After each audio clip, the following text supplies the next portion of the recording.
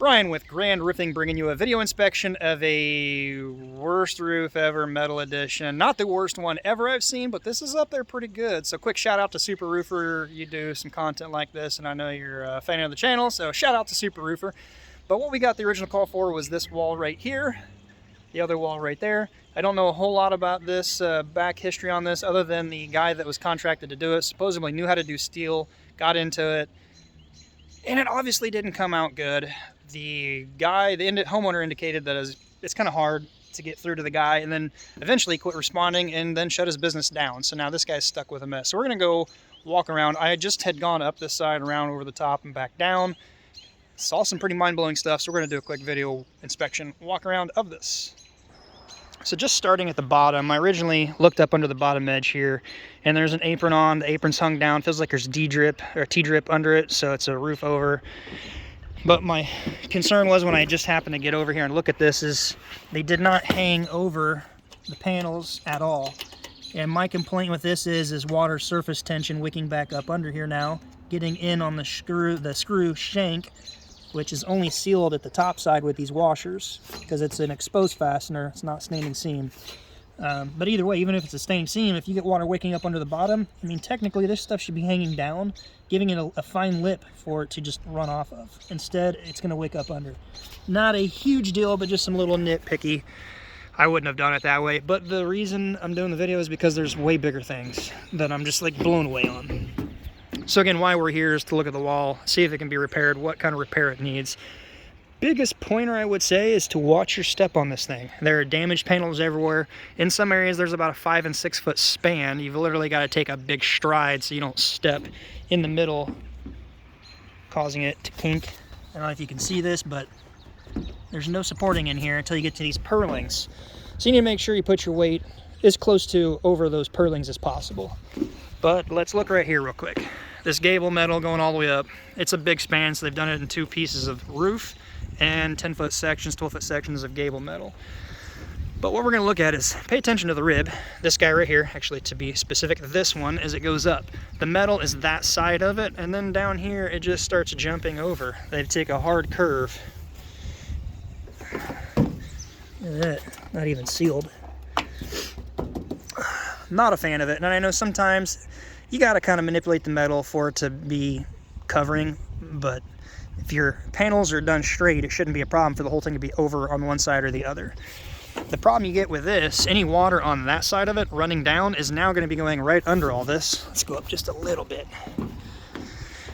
Any water up above, running down, now running under this little edge and getting into the screw shanks under here, all the way down. Hopefully the metal extends a little bit, not cut real sloppy. We'll go up further and look at that in a minute. While we're here, not while we're here, but be careful, because there's no purlings or supports under this. They literally have this row and then one at the top. So whoever was here probably during the install started putting their body weight here to work on the flashing and just started popping and kinking the panels. This one's actually missing a hunk of paint because it flakes. So is it paint or is that dirt? Maybe that's bird poo, dirt, I don't know. But there is a clean crack to the panel. That's not good. Looking up here, well, there's a screw with no rubber boot on it, no washer. I mean, you got to pick this thing up with your finger and put it in your drill bit.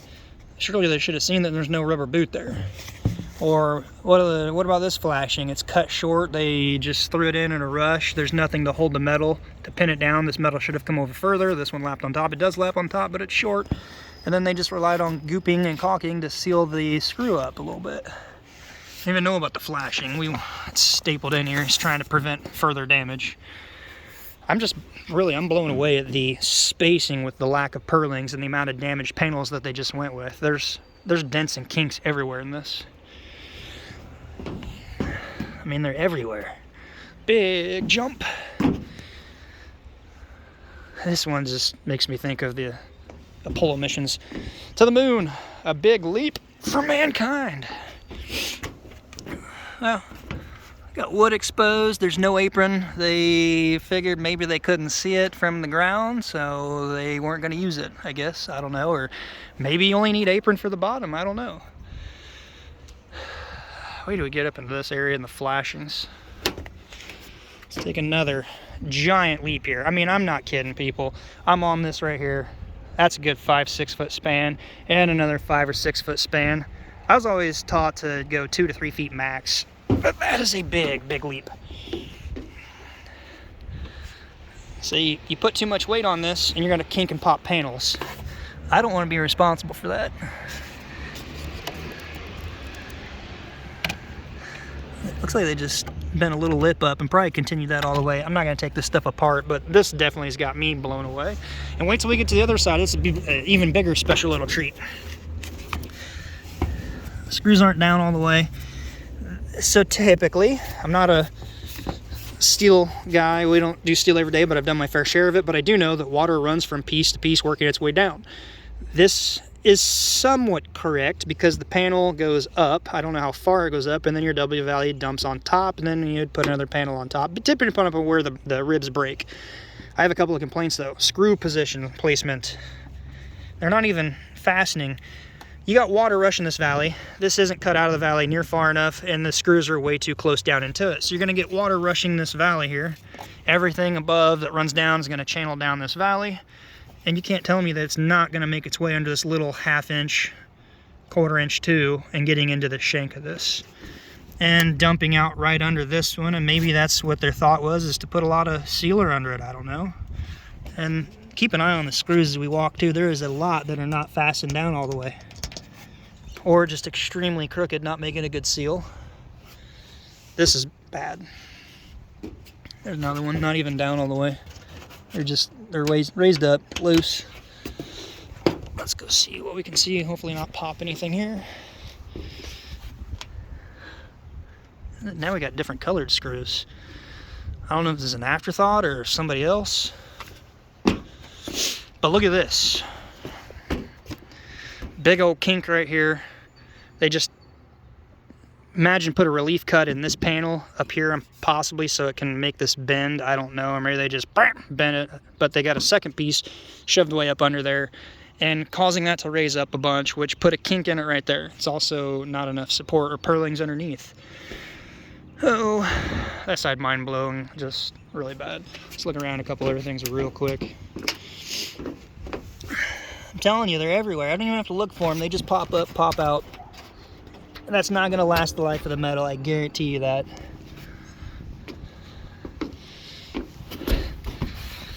A lot of caulking on this roof. If this was me installing this, there's a couple of different ways I could easily think of doing it. I mean, one of the easiest would be to snip this and do a little bit of bending with a little hand bend tool and blocking this in, and then relying on a thin bead of caulking, not just a big old tube of it. I don't know, there's probably other ways.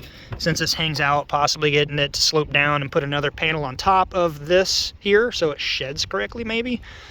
Let's see this panel out here. We're only talking a 2.5 to 3 foot piece of gable. So on the bright side, they can only go 2.5 to 3 feet between purling to purling because that's all they got to work with.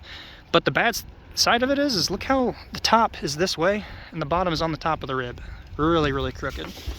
Let's try to gently scoot down a little bit here. I see edge metal from the original roof. I can't see my screen, but yep, there's just bare wood. Nothing's boxed in or closed off right there.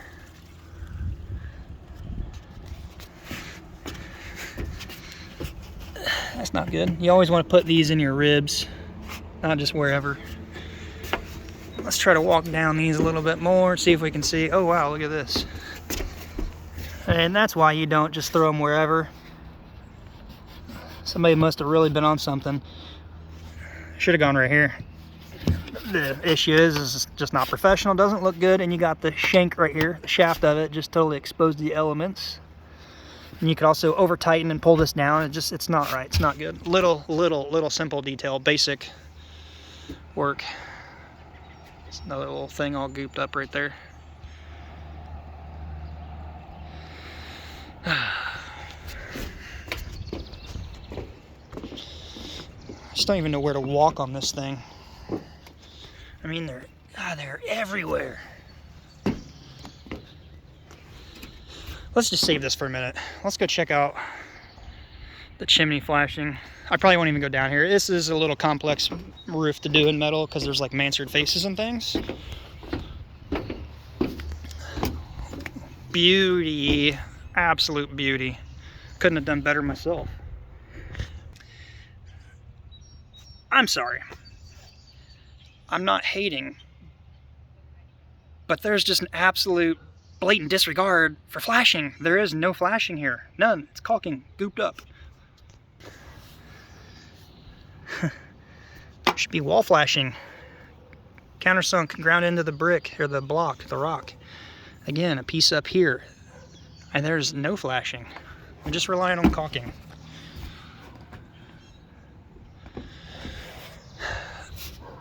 Is there a 5 foot by 5 foot section on this roof that does not have a damaged, kinked panel somewhere? My guess is one of two things. They've never done this before and don't know that they need to have purlings, if you go that route, every so often to support the panel to fasten it down, or they were thinking less wood, more money in their pocket. I don't know. Let's take a minute to admire this little dove. There it is. Right, where is he? Right there. Super zoom on this beautiful S21. He's gonna jump. There he goes. All right, let's keep looking.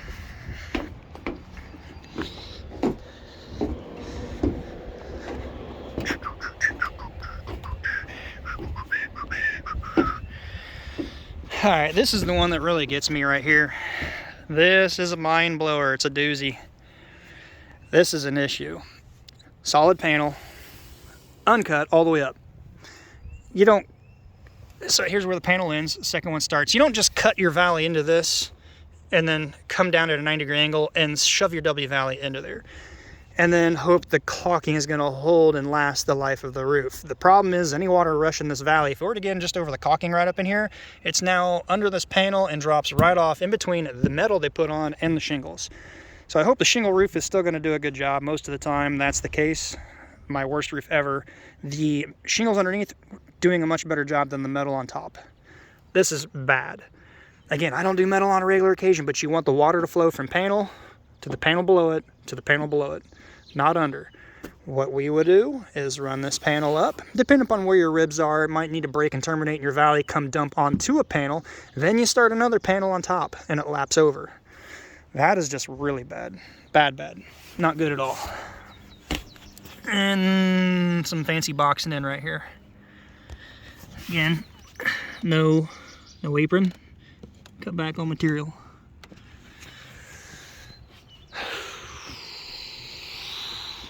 Let's go see if we can work our way down here just a little bit and look at this.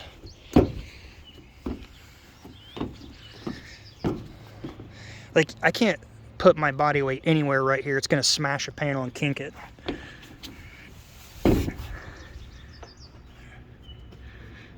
Huh. You're dropping this down that far and that one's up that high, there's probably a problem. So yeah, I mean, it's a little complex. There's some stuff. I'm not even gonna go take time to set up down there. We're here for this, and honestly, I don't know that I want to even try to figure repair. And I know it sounds terrible, but people, I've done this long enough. There comes a point where the job is done so bad. Let's just say that I were to dig into this right here. I have no idea what I'm going to get into, what I'm going to find, how much work and labor there is to find out, did they even flash it or did they just cut it and caulk it? I don't know. I mean, there's a wood siding. I don't forget what they call that, like T11, T107. I don't know. There's different sizes and gaps and spacing, but it needs to go behind that. That's a lot of work. More importantly, if I do this and then they come back up here and see this, they're going to be busting me over it. And then what happens when they see this one right back here, or those other few right over this way? I don't want to be responsible for it. I don't want to be that guy that gets called back for stuff that I didn't even do because it was botched from the get-go. It happens a lot. I see it a lot. By the way, if I didn't mention before, the worst roof ever metal edition I did, if you haven't seen that video, I'll plug a card up here for you guys. Check it out. By the way, I'm looking at my phone reflection, make sure I'm in frame. I need to be looking at you guys over here, so I apologize on that. Check that video out if you haven't seen it. I'll throw it up here somewhere or link it in the description down below. It's bad. This one's not quite that bad, but it's not good. The guy paid a lot of money for this and has a really bad job. The guy is now out of business and he's stuck with the problem. So let me know what your guys' thoughts are. Am I bad and out of line? I'm going to tell the homeowner what my thoughts are. It's bad. It needs some serious work. I don't have the time to come do it, and I don't want to be responsible for all the other various things that are inevitably going to go bad on this. So let me know what your thoughts are down below. Appreciate you watching this far. Give it a thumbs up. Check the link in the description for the telescoping ladder. Right there, she's a beaut. The ladder standoffs, the mag hatches. Check the links out down below. Check the Weeble link for your 2 free stocks. And crypto. Until next time, be safe. We'll see you on the next video. Hopefully it's not the worst roof ever. See ya.